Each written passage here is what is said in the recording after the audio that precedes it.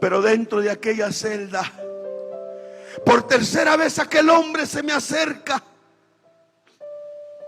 Se me acerca aquel hombre hablándome de Dios. Y recuerdo que la tercera vez lo agarré a aquel hombre y le puse unas puñaladas porque me hablaba de Cristo. Aquel hombre se fue herido.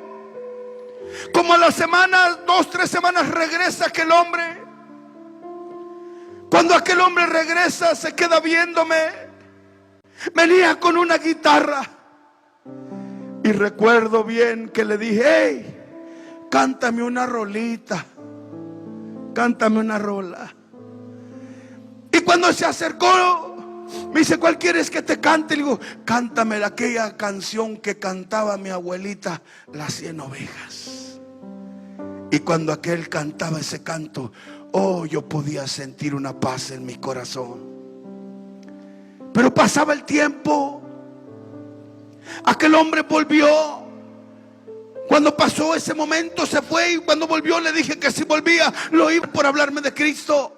Cuando aquel hombre se fue, después a las pocas semanas llego de vuelta a la celda y me dice el guardia, me dice: ¿sabes qué? Ahí te dejaron un regalo.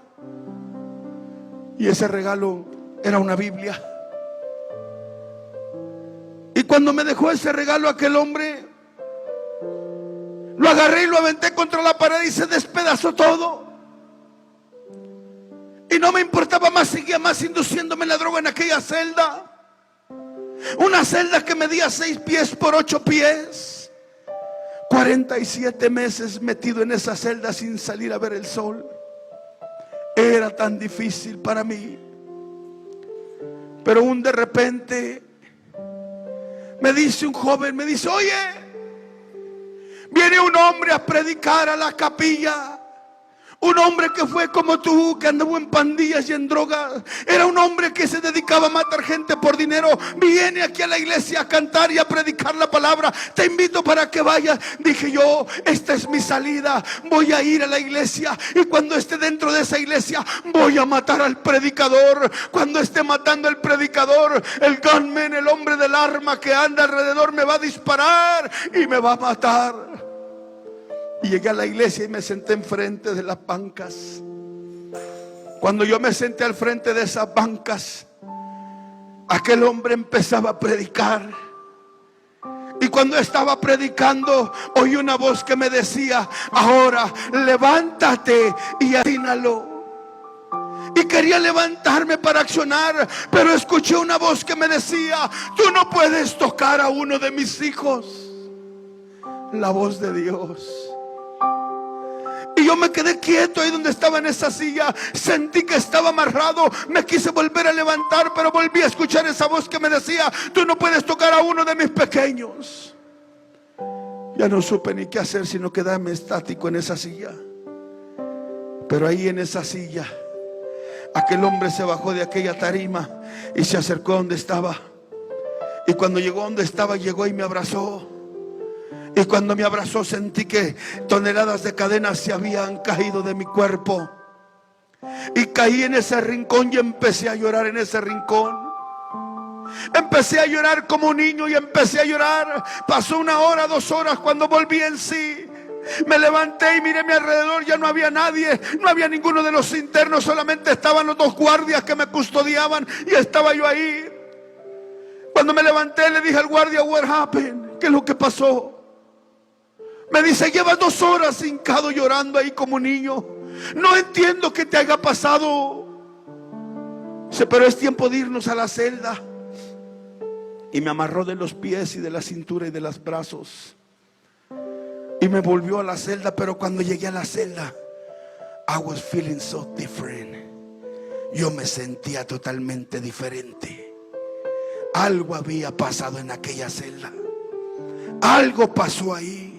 Pero llegué a la celda y empecé a mirar la droga que tenía. Lo primero que dije: a lo mejor lo que yo necesito es una dosis de heroína.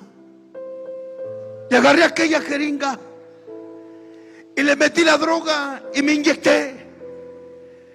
Pero no pude sentir la reacción de la droga, sino sentía en todo mi cuerpo, sentía una comezón como si trajera un hormiguero encima de mí. Iglesia, ya no pude sentir la reacción de la droga. Por más que me quería inyectar, agarré otra vez la jeringa, me volví a inyectar para sentir aquello, porque no quería sentir el dolor que yo sentía. Pero entre más me inyectaba, yo no sentía la droga. Entonces me di cuenta que mi cuerpo no necesitaba la droga, que algo estaba pasando. Y agarré aquella droga y la tiré en el baño, y le bajaba el agua y toda aquella droga se iba y se iba. Algo estaba pasando en mí. Aquel día 16 de marzo de 1994 a las 3:20 de la madrugada, estando yo en esa celda, caí de rodillas a mi cama, la cama de cemento, y clamé a Dios y le dije: Señor, si tú realmente eres grande y poderoso como los cristianos te predican, cambia mi vida. Cambia mi vida. Ya no quiero ser la misma persona. Ya no quiero ser el mismo drogadicto, no quiero ser el mismo pandillero. Yo quiero ser diferente, pero cambia mi vida. Y si realmente eres real para cambiar la vida, sáname, Señor. Y si tú me sanas, yo voy a predicar tu palabra por donde quiera que me lleves. No importa a cuál cárcel tú me lleves. No te pido que me saques de la cárcel, aquí déjame. Para ese entonces ya había pasado un tiempo. Yo había tenido un problema dentro del penal y había asesinado a otra persona ahí adentro, la cual me habían dado 11 años más de cárcel. Ya eran 67 o 68 años los que yo tenía que hacer de cárcel. Mi salida se cumplía el 16 de septiembre del año 2050. Tenía que salir yo de la cárcel. Pero bendito sea Dios que solamente les purgué casi 17 años y me dejaron en libertad por la gracia de Dios. Yo caí preso el 26 de mayo de 1986. En el año 86 yo era un jovencito que iba entrando a la cárcel. Un jovencito que aparecía en las noticias y en los periódicos se busca por crímenes, por robo, por venta, por tratante de blancas y tantas cosas. Era un niño, pero un niño que esa fue la vida que se me enseñó. Por eso la Biblia dice: instruye al niño en su carrera, para aun cuando sea grande no se aparte de ella. Usted que tiene niños pequeños. Tremendo testimonio de este hombre expandillero, un hombre que vivió en las tinieblas tanto tiempo y que fue encarcelado por todas las cosas que hizo. Dios tuvo misericordia con él, le sanó, le salvó y le sacó de la cárcel. Déjame tu opinión en la caja de comentarios y vamos a compartir este video para que el mundo sepa que Dios cambia todo. Bendiciones.